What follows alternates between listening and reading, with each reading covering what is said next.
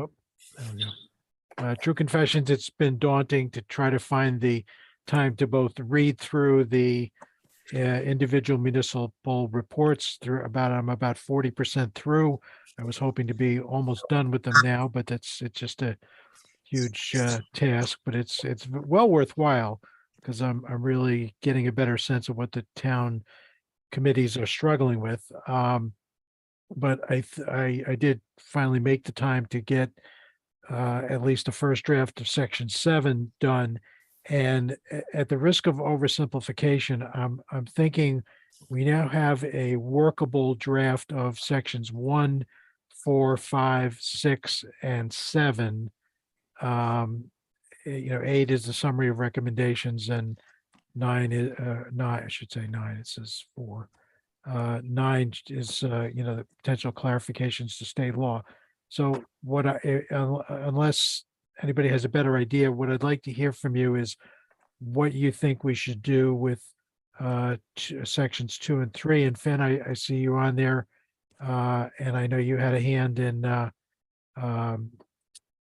2 and 3, and my concern with two concerns with 2 and 3 as presently drafted. One is I think our readers, we can assume, are going to know something about these subjects. If they get involved in an affordable housing committee, they're going to know something about why affordable housing is important, and they're going to know what the barriers are. So I don't want to sort of restate things that are relatively well known, like to say something a little original, something creative. But on the other hand, they have to be points that lead into what we're going to tell them in the balance of the report. And that's where I think the disconnect is. So let me stop there. And I see some hands. I saw Finn's hands raised. I see Matt Danzer. Just go ahead and chime in on what, and Matt, go ahead, chime in what you think about that topic. Matt Danzer, you want to go first? Sure. I'm happy to go first. I mean, I generally agree with your comments. And I think particularly right now, section 2 is a lot of data, and it's a lot of good data, but there's no tie-in to the rest of the report. There's a lot of focus on general issues that exist or general trends that exist in housing, but not a lot of connection between how certain policies may affect that. And so I think a reader at this stage would be left with the sort of nagging question of why does section 2 matter for the rest of the report? And it's particularly striking because section 2 is basically the first thing you read. Right. It's the first really substantive thing you're looking at. You read this whole section with lots of data, and then the rest of the report has nothing to do explicitly with any of that. So I think that's, in my mind, where a disconnect might be. And maybe a way to address that, to be somewhat constructive in my comments, is to figure out what sorts of data or what sorts of reasons for affordable housing tie in most closely with some of the nitty-gritty specifics that we're presenting, particularly in section 7, and trying to emphasize those points specifically so that it all sort of builds together. So we could talk about, we have this whole menu of options. We could talk about, how many towns have what kind, to the extent this data is readily available, how many towns have certain kinds of regulations, whether certain types of regulations tend to exist more commonly in towns that have less affordable housing, et cetera, just to sort of emphasize the tie-in between certain barriers to affordable housing and the solutions that we're offering towns in our menu of options. Okay, very, very good. Hi, Kathleen. As you can tell, we're talking about sections 2 and 3. Yes, I'm going to go in the order. Matt Mandel, you had your hand up. Go ahead. Yeah, I thought we had discussed taking the massive data part and sticking it as an appendix. Yes, we did. And I'm sorry, go ahead. Yeah, no, that was it. And that would then streamline it so it was easier to read. But if they wanted to get into the meat and potatoes of it, they could go to the appendix and get the full basis of it. I thought, so that's all. Okay. And two reasons I haven't done that yet are, one, I didn't really have the time to go through that in focus, but I was also in the back of my mind concerned exactly about what Matt just said is that if you move the tables to the appendix, the text that's still there doesn't lead you into the rest of the report. There is that sort of textual disconnect. So I think that's Yeah. the two things we have to. Now, Kathleen, you sent us, I skimmed it very quickly, a very thoughtful email. So could I put you on the spot and ask you to give us your thoughts on those sections? Yeah, I agree. I just think you can do the graphs and the statistics on a separate chart, or as I maybe suggested, or have it off to the side. If some of the towns want to get a little more specific, you could actually have it as like a little guide, just something separate to send out at any point in time if someone needed more information about demographics. So yeah, I'm sorry I sent that so late, but I really did read a lot yesterday. And it took me Yeah, a no, while to and I put it appreciate together. that. I appreciate that very Yeah. much. Okay. Finn, can I put you on the spot too? Because I know you had a major hand in pulling all that great data together. Can you chime in and give us your thoughts? Finn, if you're there, see your name on the screen? No? You may be having connection issues. Yeah, okay. My only concern, Tim, and I want to make sure I'm hearing from everyone on the committee. My only concern is how frequently I attend, read about, overhear testimony from, get the written record from in some cases, local planning and zoning committee meetings, local town plan committee meetings, comprehensive plan meetings that happen at the local basis, testimony I received in the planning and development committee, testimony I received in the transportation committee, where the sheer number of people who are otherwise engaged on this issue have no underlying knowledge of the historical and very real lived data that is present in this section. Now, we can think about reordering it. We can think about like how we send a more streamlined set of recommendations based upon this information. But I don't want to have it as a piece of paper that sits in the appendix or a separate piece where folks aren't aware of the very concrete and very real issues that we're confronting here and the very need for it. Like, Tim, you spent a lot of time in P&Z meetings. Like, I've overheard a number of them. The number of people who come up with no grasp for why we're even talking about this issue or why we'd even consider engaging in a broad-based statewide thought on affordable housing development manifests every single night at a P&Z meeting. And those folks are the folks who ultimately are making these decisions. As we see from the affordable housing plans that have been submitted to date, I think now maybe 60% of the way through, they almost uniformly have no real specifics attached to them. Almost none of them identify actionable properties or locations in their towns in which they would engage in affordable housing.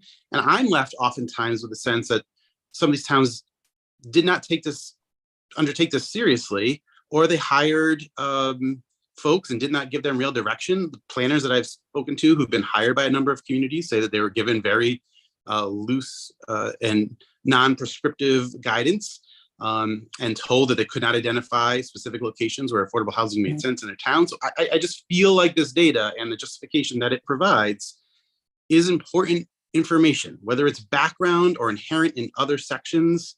I think Matt might be right that it does set a somewhat like odd introduction to the concepts and what we're trying to accomplish, but it's got to be there in a prominent way somehow, I feel. Okay, well, good point. Well articulated. Could I make a comment that sort of builds on that one? Yes, please. Which is, I agree. I think that a lot of this data, if it was packaged in a clear and concise way, that I think someone reading it would immediately grasp the gravity of what's here, then I completely agree that is an important thing to include in the report, and I think it could be impactful. I think as it stands, your eyes almost start to glaze over at Right. just the volume of text and data. Exactly. You start to see charts, and the charts make you want to skim past the charts. And I worry that we're not communicating anything that we want to get through here, right? We're not communicating the importance of affordable housing, and we're not communicating why the importance of affordable housing ties into what we're ultimately recommending.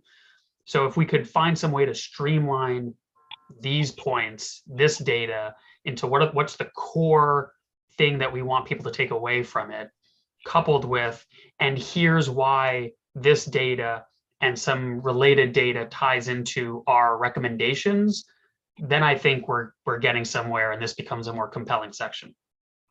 Can I ask a question? Yes, go ahead, Michael. I got lost. I'm sorry. You were talking about section 2, you said. Yes, what affordable housing is and why it's important. Right, but I'm not. Okay. Yeah, okay. It's labeled 4. Okay. I just got lost because It's in the draft I sent the other day. It starts on the bottom of page 3 and goes all the way to. right, but it's when I opened it up, for some reason it's labeled 4. I thought we were talking about that, but I'm sorry. Okay. Okay, I'm with you. It's just for whatever reason, when I opened it up on mine, it's labeled section 4. yeah, it goes from page 3 all the way to page 19. Yeah, I'm with you. So Okay. I've been reading a number of reports, and I actually met with some different towns also, and I found in some of the reports that the data was a couple of towns all hired the same consultant. I can't think of the name offhand, but they did a really nice job with the demographics, and as you know, as they said before, it lacked any substance after that. But I think I could kind of look at some of this data and suggest that. I agree, it's good data. It could be packaged a little bit better, I think. Okay. And I see Michael Hernandez. Hello, how are you? Nice to see you. Hey, everybody. Finn, are you on? Can you hear me I now? am. Hi, how are you? Okay, good. I don't know how much of this conversation you heard, but of course you were a very major contributor to what as we just said, the great data that we have. Do you have a sense of what we're talking about here and how we maybe align the text more with the really the title of the section, and sort of excise some of the tables and put them in an appendix? Can you chime in on that? Is that? Yeah, sure, Tim. And I appreciate the opportunity to do so. I just wanted to hear all the comments before chiming in, since it is all my work. I didn't mean to make your eyes glaze over, Matt.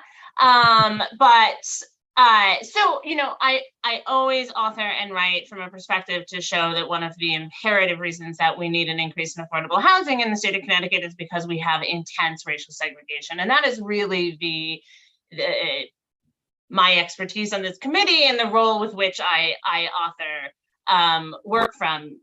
It is not lost that one of the reasons we need affordable housing is Connecticut is more segregated than Mississippi, right? So that is really some of the interest in how the data is presented.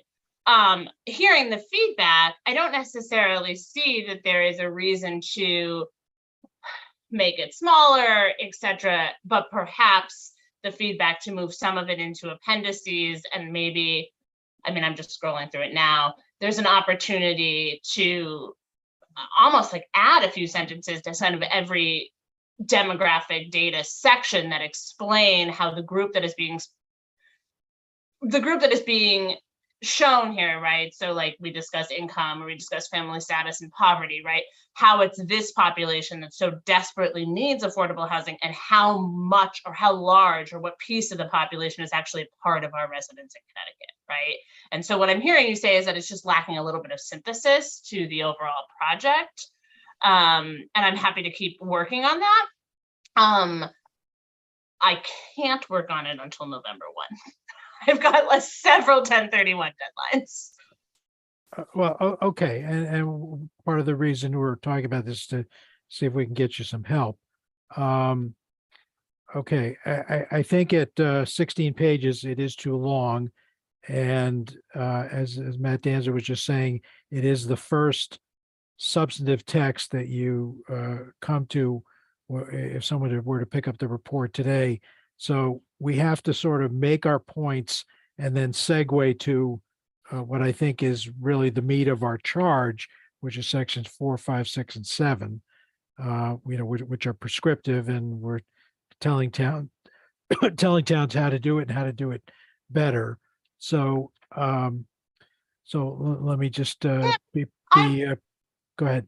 I wonder, is there an opportunity? Do you think 4, 5, 6, and 7 are pretty well complete? Well, they're not complete, but they're complete as first drafts in the sense that we have something drafted. I think is in the ballpark.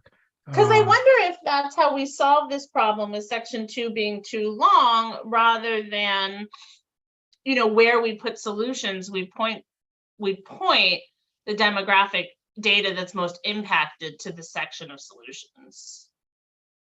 Okay. Just an idea. I'm happy to yeah, keep brainstorming offline too. Okay. Well, what I was going to suggest is maybe Matt Danzer and Finn over the next, say, between now and their next meeting, which might be November 3rd, could you guys take the lead in trying to realign the text with now that you have the balance of the report in hand? Could you guys take a crack at that? And I was also going to ask Rick Porth, you were the one who gave us the 6 bullets that are now at the start of section 2, right? Yes, that's right. Okay, so would you be willing to chime in on that effort that I just talked about? Of course. Okay. Of course. Tim, can I say one thing Yes, please. Really quickly? Go ahead. Finn just responded, and I also thought that Kathy's email to all of us beforehand was helpful in this discussion. And what if we tried to do what you say, Tim, but tried to organize it so that we talk about what Connecticut, why it's important, and I hope we'd hold on to those bullets that I contributed or some variation on them, maybe even add to them. Because I also think, I've been to a lot of those P&Z meetings too. A lot of times people aren't talking about that, though, why it's a good thing, why it can be a good thing in a municipality. So that's one. So, and then what is it? I thought Kathy's suggestions there were good. It'd be nice in a bullet format to spell out exactly what we mean when we say affordable housing. There's some of that, but maybe it could be organized in a more accessible format so that people could look at it and know, okay, this is what we mean by affordable housing. And then Finn's good work could be part of the first 2 or a 3rd section, which talks about Connecticut today, why this is important right now here in Connecticut. And if we could try to, as you suggest, distill it. Again, I like the idea of bullet points that could refer to parts of an appendix where there's more detail on why this is important, particularly in Connecticut. That's my thought. Okay. If I can just add, and I'm happy to work on that with Finn and Rick and anyone else who wants to be a part of that.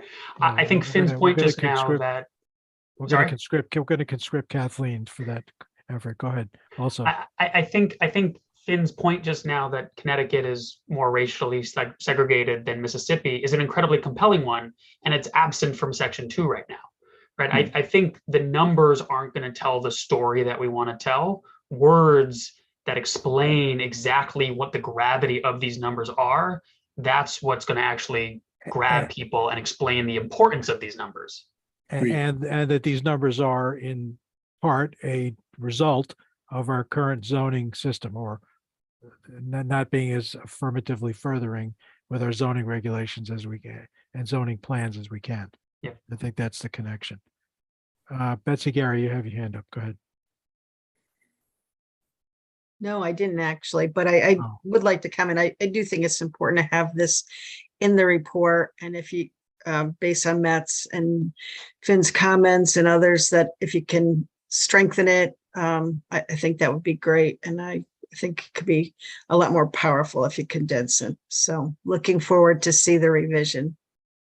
Okay, so to summarize, we'll have a subgroup of Rick, Finn, Matt Danzer, and Kathy Randall, and your charge is to condense section 2, try to align it with the bullet points that Rick has outlined at the start, try to connect it to the recommendations that are later in the report, and give you a soft goal of trying to have something for us 2 weeks from today. Does that sound like a plan?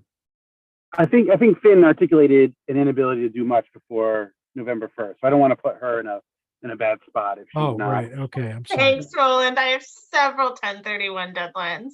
Okay, Yeah, all right, and I wouldn't want to do this without Finn, frankly, okay, leading us in the effort, trying to distill this into what we're talking about. okay. Well, then the group I just mentioned, why don't you all make a date with Finn to regroup on when she's next available on November 1st? And think about, between now and then, it's only 10 days away. Think about what you want to do with the section. Okay. All right. Section 3 is now down to one paragraph. And tell me what your thoughts are on how we expand section 3. What else needs to be said there? Or do we even need a section 3? Section 2 in a way deals with barriers or the result of barriers. It's sort of sources, it's a heads up about sources of opposition. But is it perfectly obvious that we don't need that section, or should we try to expand? By the way, it's on page 19 of the current draft. Hey, Tim, it's Rick. That was my thought. I read through the whole thing again.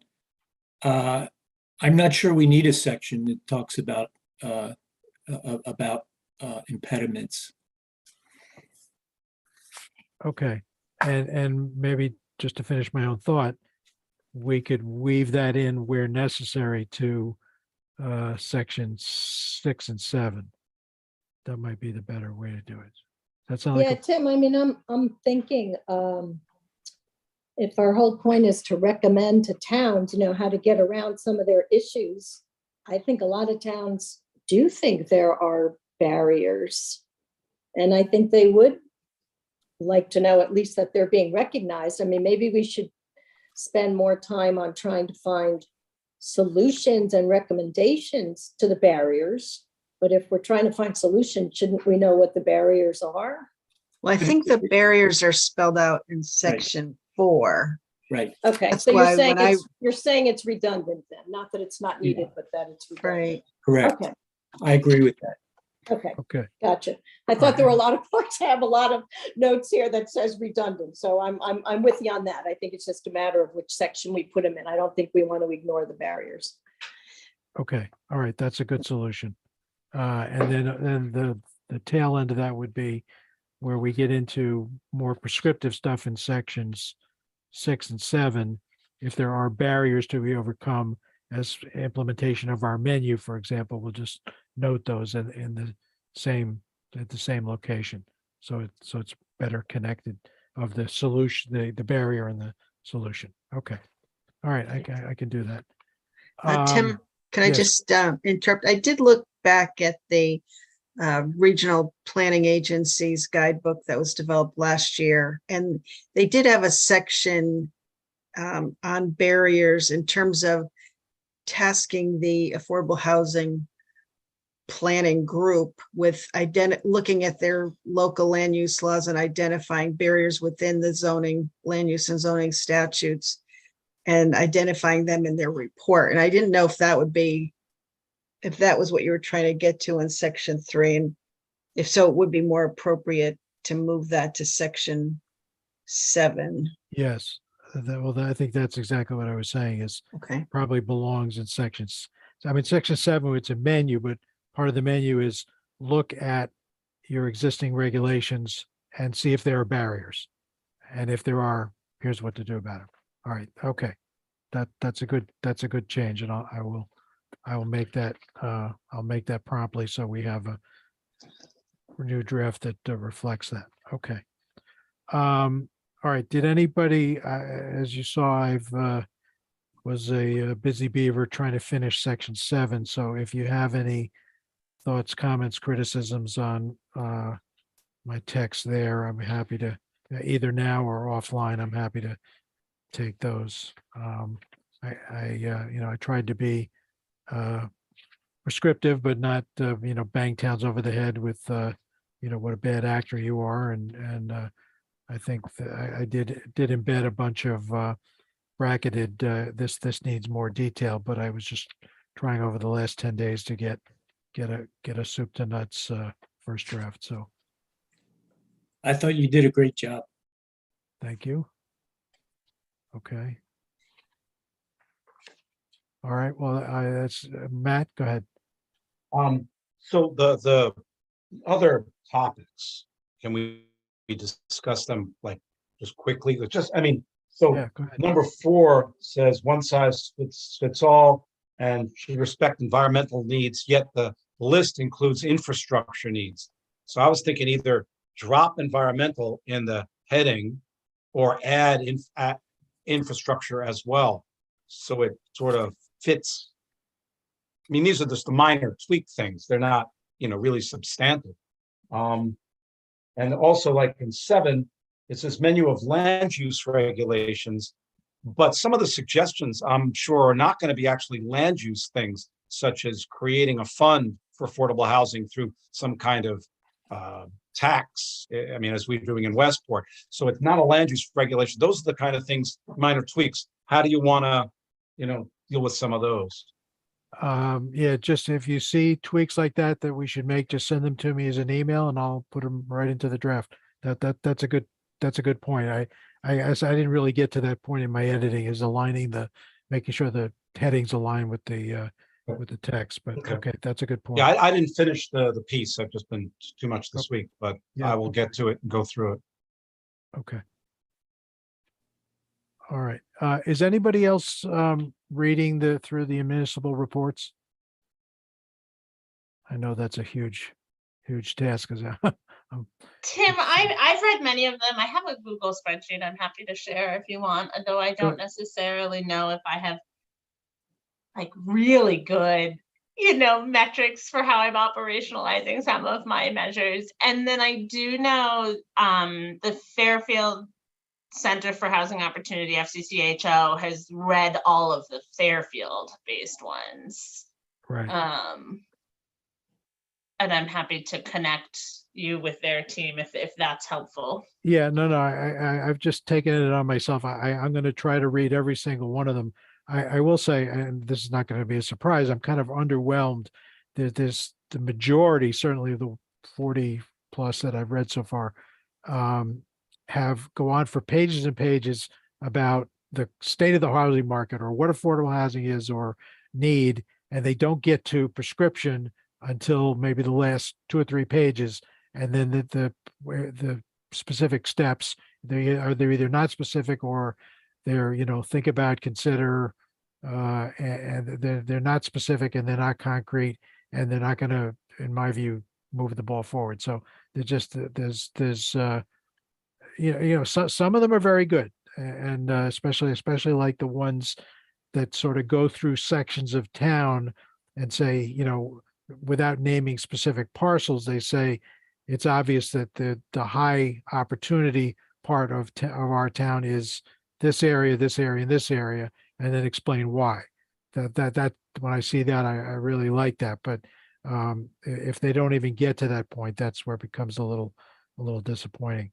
So anyway, I'll have to finish going through them before I can be a little more detailed in a summary of what we have. But, you know, it's just been very valuable and eye-opening to get to read those through one by Tim, one. yeah, I might be a little bit ahead of you. I think I'm maybe at close to 60 that I've read so far. Yeah. I've just been taking notes on pen and paper, which I know is not the best way to do it, but I might start inputting it into Google spreadsheet myself. They don't get better. The next 20 you read are not going to be much better. And the hard part about this, paid for a lot of these.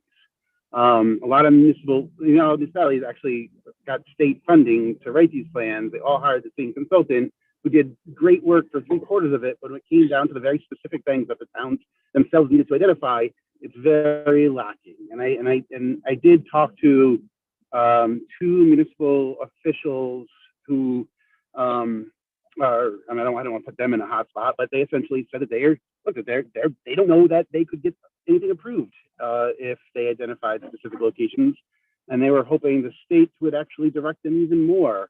Almost like, if the state makes us do it, we can at least blame you guys. Even if it's the right thing to do, we can at least blame you when we have to do it.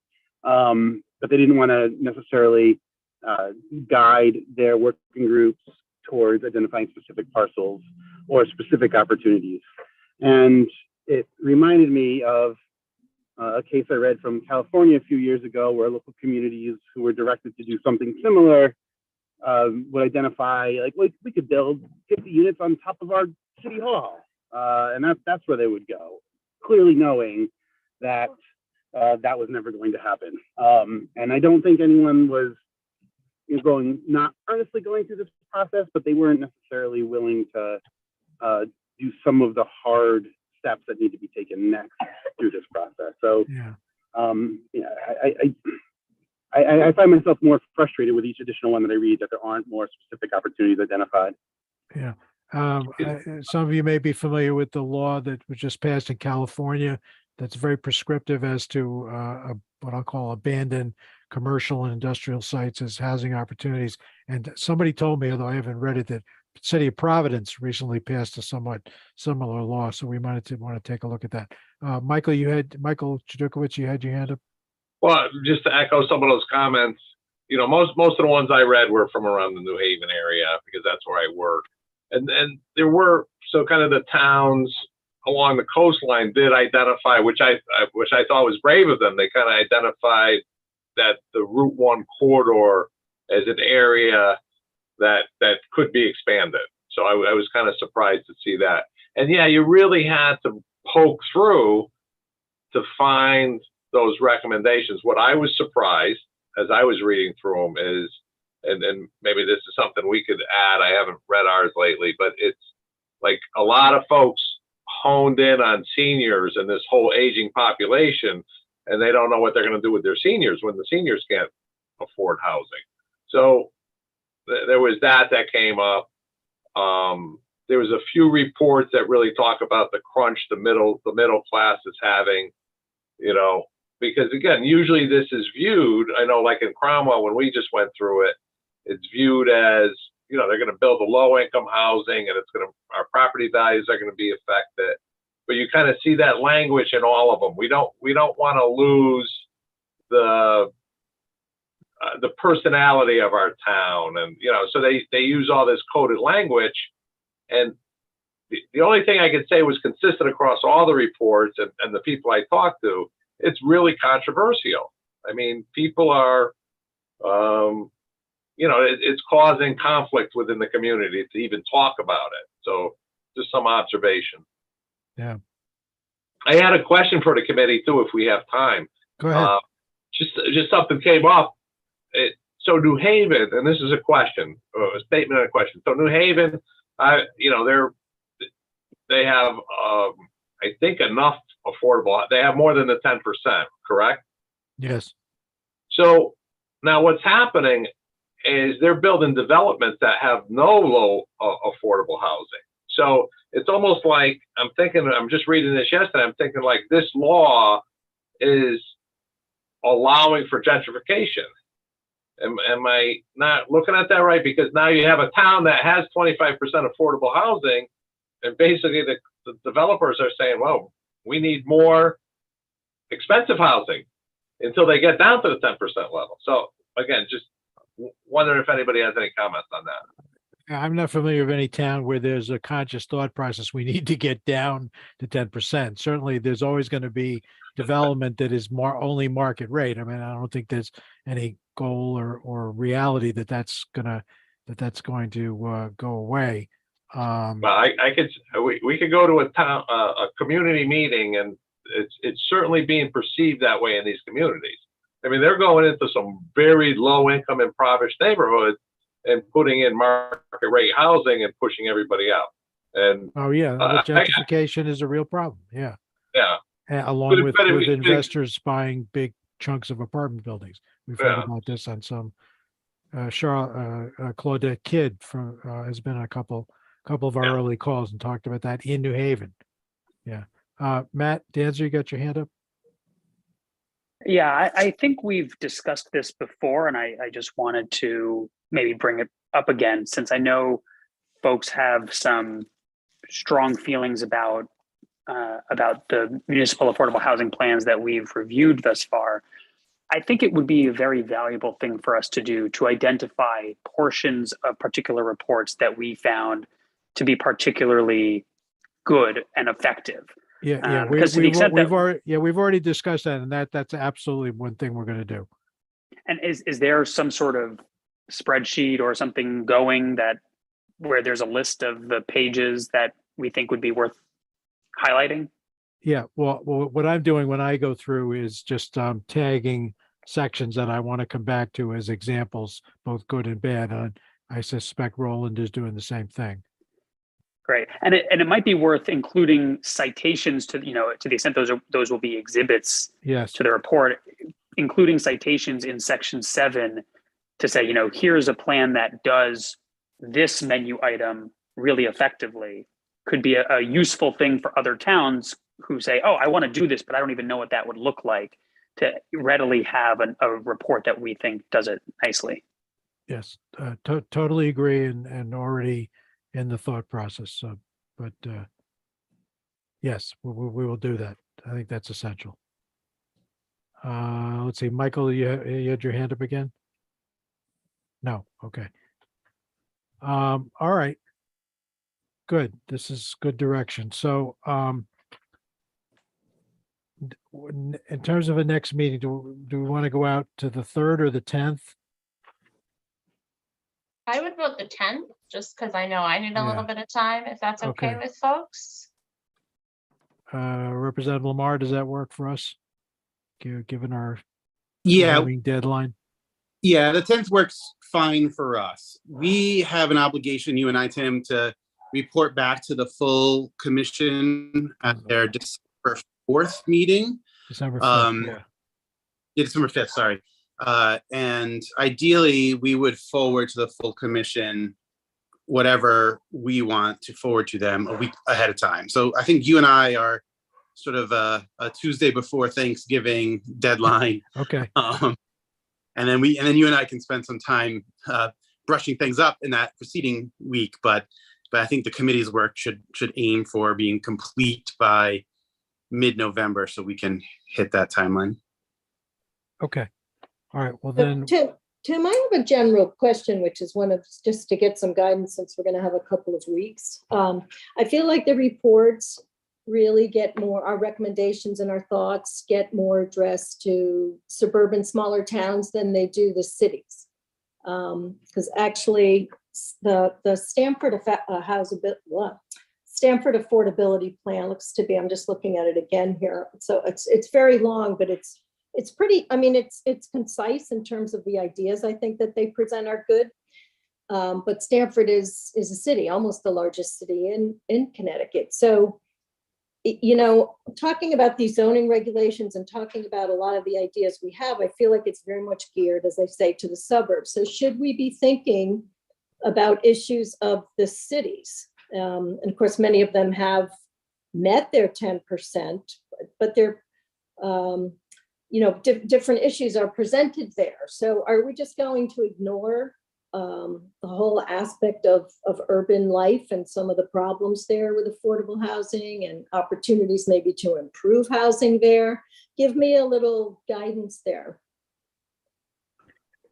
Yeah, no, I think I think you're absolutely right. That's probably a result of the need, or maybe I should say the structure of land use regulations that we're concerned about more emanates from the suburbs than it does from the cities. That just may be a reality and an unavoidable consequence. But you make a good point that we want to show the readers that we are conscious. I mean, it's sort of the flip side of our not one size fits all, but let's not make sure that our solution is for one size. That's what you're saying. Yeah, and also I feel like, we're spending so much time, and I don't mean this to sound trite or whatever, but, we're talking about these towns that have issues with infrastructure. They don't have water, they don't have sewer, they're very rural. And are we spending so much time to try to build, 4 units in Sterling or 8 units in Colebrook when, perhaps there could be a solution that might improve the lives of thousands of people in Bridgeport and Stamford and Waterbury and Hartford. That's, where I'm going. Yeah, I think that's a good point. And as someone who lives and represents New Haven, I said you certainly do have a point about the obligation I think the state should take in ensuring that properties are held to a certain standard here in the city. And I do think that's going to be a focus of additional legislation moving forward. It is something I think maybe we should take a look at in addition. I mean, there's no sense in us not reconvening this group of people who care about this issue after our report deadline, right? The work of the commission is going to be ongoing. I think, Tim, you and I might take this back to the full board and say, we think there's an additional obligation we have as a committee to look at general living conditions broadly across all affordable housing units in every community. And there could be like a tenant's bill of rights sort of approach to this. Like what are the reasonable expectations that a tenant should have, that maybe a lot of it is articulated in statute, but tenants aren't aware of those statutes that protect them in many ways. That being said, I think the focus on unit production in our high opportunity portions of Connecticut can't be understated. We have a dearth of units all across the state of Connecticut. And the reason why so many people live in substandard apartments throughout the state, and the reason why large scale landlords are able to take advantage of so many tenants in our state is because units are not being constructed in most of the high opportunity portions of Connecticut. And it isn't a lack of infrastructure, environmental or sewer. The towns around me in New Haven, most of the towns around me, you can, as of right, build an 8-bedroom home on a 1-acre lot with 2 tennis courts, a 4-car garage, and a swimming pool. You can build that as of right? You can build that as of right. No one's going to look at it. Some building official is going to sign off. But if you try to make that a 2-family, everyone's going to lose their mind. Like it's going to be months of hearings. You're going to have to hire officials. Everyone's going to go crazy. So I think with the reason why we should continue to focus on the zoning and the impediments that exist through most of Connecticut is because unit production is the paramount issue for us to hit all those other things that you identified: naturally occurring affordable housing, the different types of housing types, smaller units, all those other things you identified in your email. I think we get there if we just are constructing more units and more high opportunity zones across the state, instead of allowing these large landlords to take advantage of tenants in our cities. Yeah, I agree with a lot of that. And in the Waterbury report, it was interesting to see they have almost a 15% vacancy in their town. Now they've got 6,800 units vacant in their town. So every city has really, Stamford, of course, is thriving because of its proximity to New York. It's part of Fairfield County. Although I will say I grew up in Stamford and I'm pretty old. And when I was younger, there were a lot of slums down in Stamford. We locked our doors no matter where we went. So I saw a huge, revitalization, and during my lifetime of Stamford. But every city has its own issues. But to see almost 7,000 units vacant in Waterbury, to me, that's an opportunity. So maybe those are the opportunities. When I see 7,000 there, I'm just talking about these small towns. We're breaking our bones here to get 4 units here and 6 units there when we have thousands of units in the city. So, why aren't we improving life there? I mean, I lived in a city of Boston. I've lived in the city of Providence. I've lived in the city of Stamford, and they don't have to be awful places to live. So I guess I'm looking at the cities in Connecticut, and they're not like Boston, and Providence actually revitalized itself too. So I just feel like we're spending so many resources perhaps to get fewer units. I think I agree to get the units, but why not make our cities better? I almost feel like we're trying to solve, the wrong problem, if that makes sense. Yeah, Just my well, thoughts. I guess I don't necessarily need an answer, but yeah, housing advocates pushback for that would be that if we focus on the core cities, we're just increasing segregation. but I don't think you are. I think Oh, if you had a revitalized city, you would be attracting all types of people to come into the city. That's the point, to integrate them. Okay. I'm white. I lived in the city of Boston for 16 years, Yeah. Same with Providence. I walked to work. I mean, I think if you revitalize the city, that would actually take that would be a solution to the segregation aspect. You can't just take all those people out. What do you have left of your city? I don't know. I guess, I'm more, even though I live in a burb now, I feel like I'm more of an urban person, and I've seen a lot of successful cities, and it's kind of depressing actually when I've moved around in the different states, not to see vibrant cities here. Okay. Just a thought. No, all points well taken. Okay. I want to make sure that what you just said is reflected in the report, because it's another consideration that every particularly the suburban and the rural towns that are perhaps abut a big city. We've talked a lot about regionalism in the past and regional need, but we need to well, as I've said many times, the problem is we have 169 separate towns, and you go across one municipal border and you got a different situation. So that's just life since Connecticut abolished counties 50 years ago. Okay. All right. So my to-do list for the moment is we'll have our next meeting on the 10th. We'll ask the section 2 group to work on that section. I'll delete section 3. You can send individual edits on any portion to me, and I will incorporate them. I will endeavor to try to align the headings with the text better. And in section 7, I will work on specific illustrations related to individual town plans, and also aligning our menu of our solutions with the barriers that we are now not mentioning in section 3. So that's my to-do list for the next 10 days or so. Did I hit all the major things we talked about? Okay. You did. And I think that the large part of the work is going to come down to editing all of this information that's largely in section 2 and how we incorporate it into the rest of the document without losing it, whether it's through appendix or reordering. I just want to make sure we're not putting Finn particularly, but also that this sub-working group under too tight of a deadline.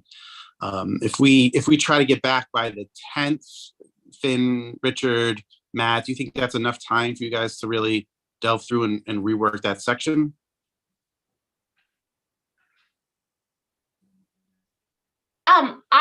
I'm fine, really. Once I get to November 1st, my life gets a little bit easier, in full disclosure, and I have quite a bit of time on the 7th, 8th, and 9th. So. Okay, that sounds good. Then I think we can pull it from there. That 10th meeting, I'm going to recommend we allocate the full hour and a half and point by point go through it, so that Tim and I know exactly what we need to do in the weeks after that to get a report to the full commission. So Okay. we're really going to be pulling out of you any thoughts or information you have to make sure it's reflected in that. Okay, Ashley, you got that 4 to 5:30 on the 10th of November. Got it. Okay, very good. Okay. Quick thing. Yeah, Matt, go ahead. So I'm producing a concert Saturday night. And if any of you would like to come to the concert Saturday night in Westport, I'd be happy to comp you tickets for all the work that everybody's been doing. You might want to take a moment just to enjoy it. The concert his name is Chris Jacobs. He's played nationally, sort of a rock, country, bluesish guy. He plays a cigar box guitar at times, so he's really good. So if you want to come, it's 8 o'clock Saturday night. Just email me and I'll send you tickets and come on down and have a night out with your friends and family. So let me Where know. is it? Where is it? In Westport, at the Westport Library, believe it or not, it's not your father's library. They actually have a $100,000 state-of-the-art sound system that we put in within the last year, and we're running concerts there. And it's quite the place. The library is an amazing structure at this point in Westport. It's not just books; it's everything. So if you want to come to a concert, just let me know and I'll send you tickets. Thank you Okay, for that thank you. offer. Thank you for the offer. Okay, anybody else? Very good discussion. Thank you. Let's keep up the good work. We're heading toward the finish line, and as always, thank you for all your hard work and pitching in. Okay.